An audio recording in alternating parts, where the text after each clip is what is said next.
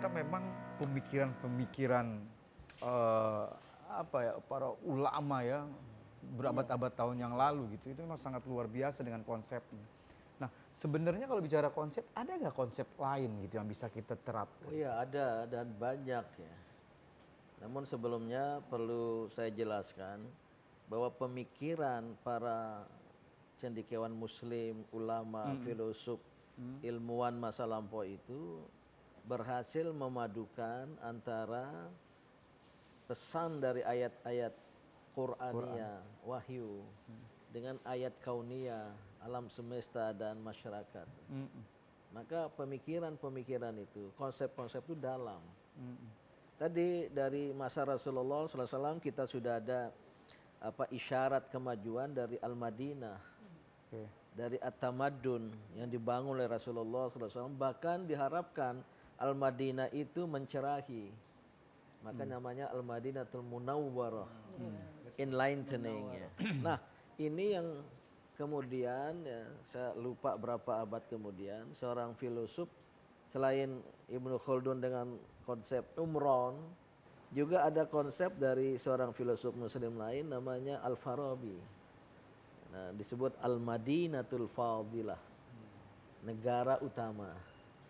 Jadi bukan Al-Madinah saja, tapi harus yang Al-Fadilah, yang mengamalkan, menegakkan nilai-nilai keutamaan, virtus. Dan beliau ya, Mbak Husnul, mengkritik konsep-konsep dalam ilmu politik tentang cita-cita sosial, cita-cita kenegaraan, cita-cita politik ya. Ada demokrasi, ada nomokrasi, ada segala macam ya. Dengan mengajukan ya sebuah Al-Madinatul Fadilah ya. Lawan dari semua konsep-konsep yang ada di dunia itu.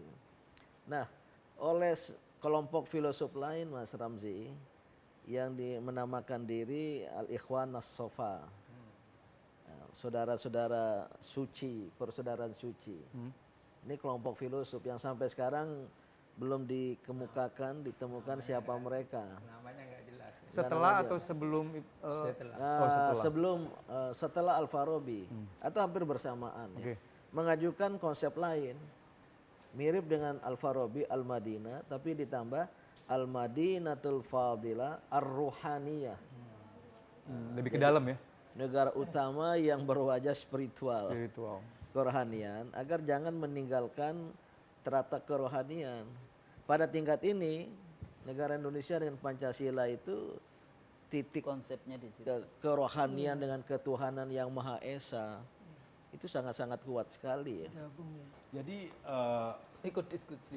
karena saya mempelajari tentang Al-Farabi juga ya, kebetulan. Nama sekolahnya Al-Farabi.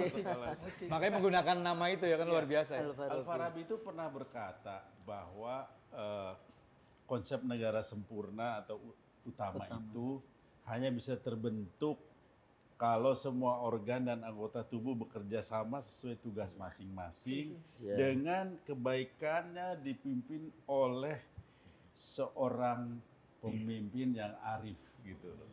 Ya, sebenarnya Al-Farabi juga terpengaruh oleh filsafat Yunani ya. Plato Pak Aristoteles itu harus memimpin king philosopher yang layak dan paling bagus memimpin sebuah negara, sebuah masyarakat itu king philosopher. Raja tapi filosof. Raja tapi yang punya wawasan pemikiran ya, seperti filosof kira-kira gitu. Jadi Farabi inilah yang menginspirasi Mas Kang Dwiki membuat Farabi School of Music ya. Sekolah musiknya adalah Farabi karena saya kira Kang Dwiki tahu itu. Al-Farabi ini selain filosof ya, juga mengarang buku tentang musik. Judulnya Al-Musiqul Kubra. Saya pernah baca bukunya setebal ini nih. Kitab musik yang Saya yang sedikit tahu bahasa Arab nggak paham itu. Karena penuh dengan not-not.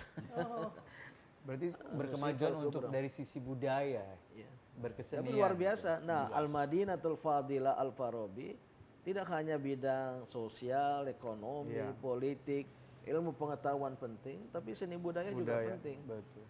Dan nanti akan ada topik khusus tentang itu dalam percakapan kita itu. Tapi ada satu lagi nih, Prof Din.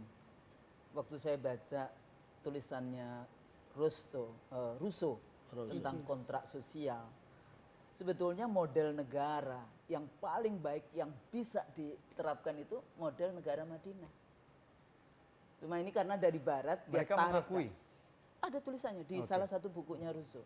Dan Rousseau itu sebetulnya kalau dia mengambil bicara kontrak sosial, dia mengambil dari Mawardi. Ya.